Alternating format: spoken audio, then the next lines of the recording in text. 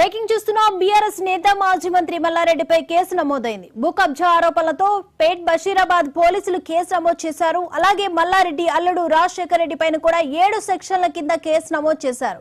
ఈ case software engineer share Srinivas పెట్టారు. అయితే మల్లారెడ్డి ఆయన అల్లుడు కలిసి 32 కుంటల స్థలాన్ని కబ్జా చేశారని శ్రీనివాస్ ఆరోపించారు. తమ స్థలంలో నిర్మాణాలను మల్లారెడ్డి కూల్చేశారని కంప్లైంట్ లో తెలిపారు.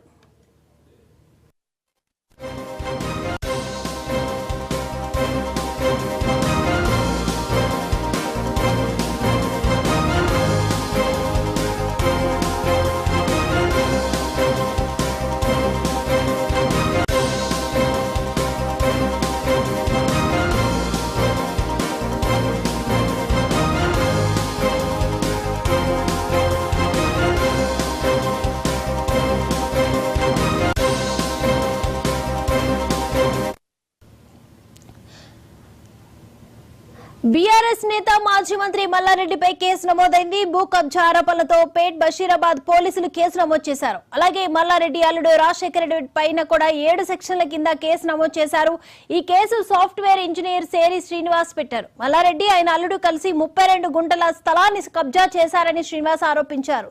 తమ స్థలంలో నిర్మాణాలను మల్లారెడ్డి కూల్చేశారంటూ కూడా కంప్లైంట్ లో తెలిపారు.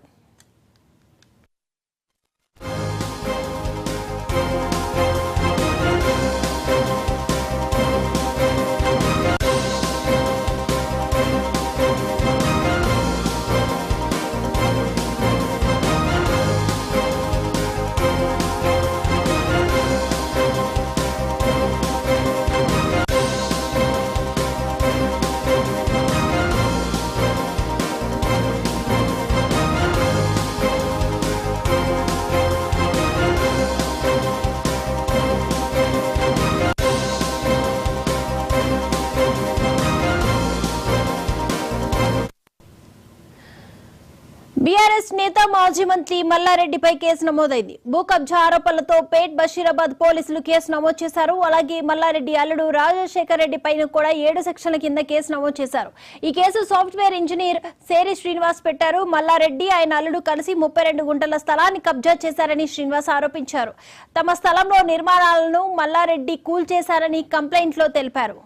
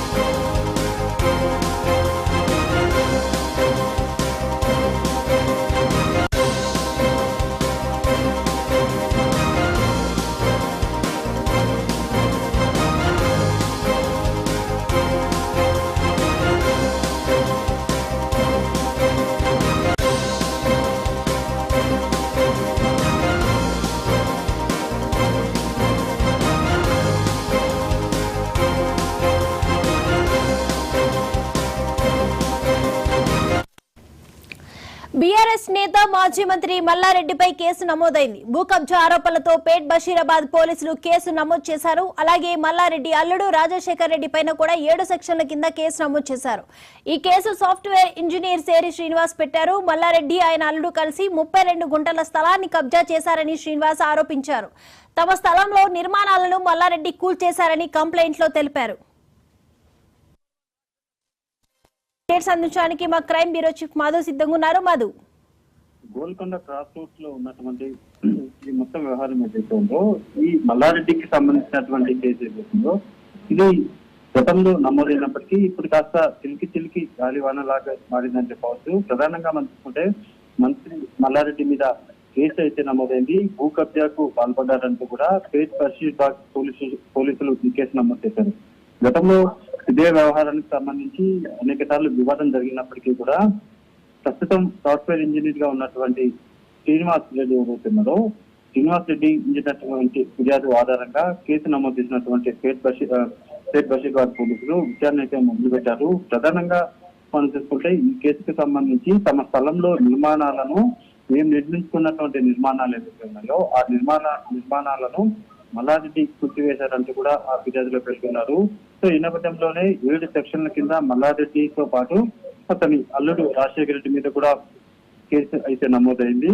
అయితే ఈ కేసుకు సంబంధించి అంటే పేట్ బషీరాబాద్ లో ఉన్నటువంటి 32 గుంటల స్థలం ఏదైతే ఉందో ఆ స్థలంలో కబ్జా చేశారని, ఆ స్థలానికి సంబంధించి మా స్థలం అయినప్పటికీ ఆ స్థలంలో మేము నిర్మించినటువంటి నిర్మాణాలన్నింటినీ కూడా కూల్చివేసి తమ నిర్మాణాల బదులు వాళ్ళు చేసి మల్లారెడ్డి అల్లుడు నిర్మాణాలు చేపడుతున్నారంటూ కూడా ఈ కేసు అయితే నమోదవడం జరిగింది. చూడాలి అంటే గతంలో కేసు నమోదైనప్పటికీ కూడా ప్రస్తుతం వివాదం మాత్రము వివాదం తీవ్ర స్థాయిలో ఉండడంతో పోలీసులు కూడా విచారణ అయితే మొదలుపెట్టారు. Right, thank you Madhu.